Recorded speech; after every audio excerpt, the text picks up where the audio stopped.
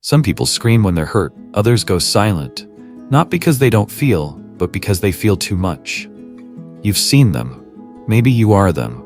The ones who, when wounded, don't lash out or demand answers. They simply disappear into themselves.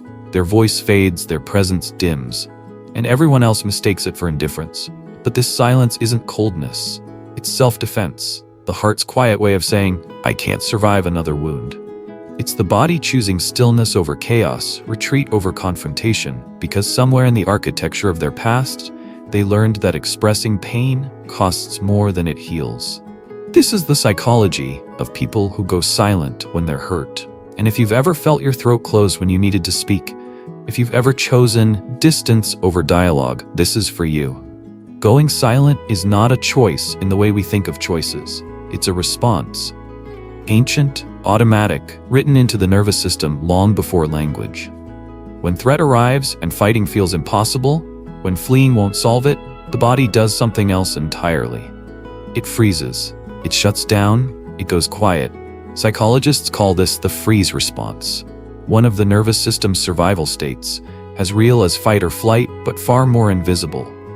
And for some people, emotional pain triggers this same response.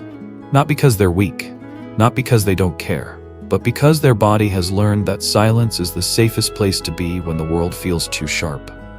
There's a difference, though, between silence as avoidance and silence as protection. Avoidance is running from the truth. Protection is buying time until the truth feels survivable. When someone retreats into quiet after being hurt, they're not ignoring what happened. They're processing it, slowly, carefully, in the only way their system knows how. Words would feel like exposure. Speaking would feel like standing in the middle of a storm with no shelter. So they turn inward.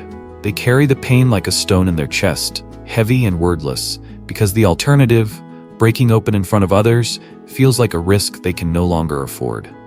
This is invisible pain. The kind that doesn't announce itself. The kind that sits in silence and waits for safety that may never come. And the cruelest part? The world interprets their quiet as proof they're fine. But silence like this doesn't appear out of nowhere. It's learned. Most often it begins in childhood, in moments when a young soul discovered that expressing hurt led to something worse than the hurt itself. Maybe it was a parent who couldn't hold their emotions, who shut down when the child cried, who said, "Stop being so sensitive," or "You're overreacting," until the child learned that their pain was too much, too loud, too inconvenient. Maybe it was a household where conflict meant chaos, where raised voices led to slammed doors and days of cold silence, where the child learned that speaking up didn't heal, it destroyed. So they stopped speaking up. They learned to fold their feelings inward to make themselves smaller, quieter, less of a burden. Because if being honest about pain meant losing connection, then silence became the price of staying loved. This is attachment trauma, not always the kind that comes from obvious neglect or abuse, but the quieter kind, the kind that whispers, "Your feelings are too much. Keep them to yourself." And when a child learns that honesty costs love, they grow into an adult who speaks less and feels more. They become the person who, when hurt, retreats instead of reaching out. Not because they don't want closeness, but because closeness once taught them that their pain was the problem. And here's where silence becomes both shield and prison. Because while it protects them from further harm, it also isolates them from the very thing they need most: to be seen.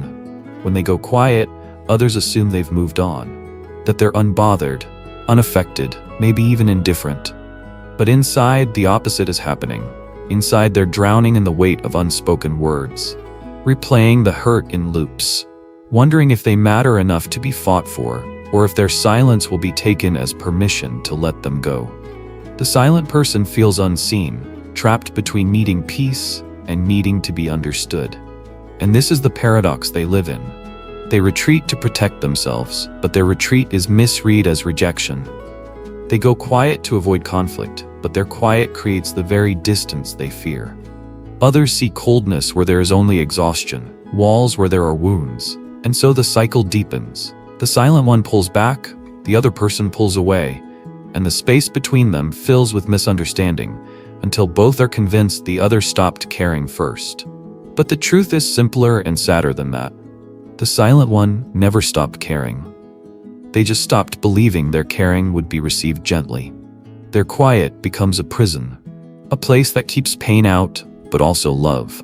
And the loneliest part of it all is this: even when they want to speak, they often can't. Because silence, after years of practice, becomes a reflex. The words catch in their throat, the vulnerability feels unbearable. And so they stay quiet, not because they choose to, but because their body won't let them do anything else. So what breaks this? What allows someone who has lived in silence to finally speak? The answer isn't louder voices or more demands, it's safety. Healing starts with safety, not forced expression, because the goal was never to make the silent person talk more. It was never about prying open their walls or demanding vulnerability as proof of care. The goal is to create a space gentle enough that speaking stops feeling dangerous. And that requires patience. It requires someone who can sit with their quiet and not mistake it for punishment. Someone who can say, "I see that you're hurting. You don't have to explain it right now, I'm not going anywhere." Because for someone who learned that their pain pushes people away, the most healing thing they can hear is this: "Your hurt doesn't scare me. I'm staying." Vulnerability isn't weakness. But for people who go silent when they're hurt, vulnerability is a language they were never taught. It's not that they lack courage, it's that courage for them was always defined as staying quiet, as not burdening others, as holding it together when everything inside was falling apart. So when you ask them to be vulnerable, you're asking them to undo a lifetime of conditioning. You're asking them to risk the very thing their silence was built to protect: connection. And that takes time. Healing isn't learning to talk louder. Sometimes it's finding someone who listens to your quiet, someone who understands that when you retreat, it's not because you're done, it's because you're trying to keep yourself together long enough to stay. And maybe, with that kind of patience, the silence begins to soften. Not because it's forced, but because it's finally safe to let it go. The people who go silent when they're hurt aren't avoiding the world. They're rebuilding the strength to face it. They're not cold, they're careful, they're not indifferent. They're protecting the parts of themselves that have already been shattered too many times. And if you're one of them, if you've ever felt your voice disappear when you needed it most, know this: your silence doesn't make you broken. It makes you someone who survived by learning to hold pain quietly, because no one taught you it was safe to hold it any other way. But you don't have to carry it alone forever, because silence at its core isn't emptiness. It's the sacred space where the soul learns to breathe again. And when you're ready, when the world finally feels gentle enough, your voice will return. Not louder, just honest. And that will be enough.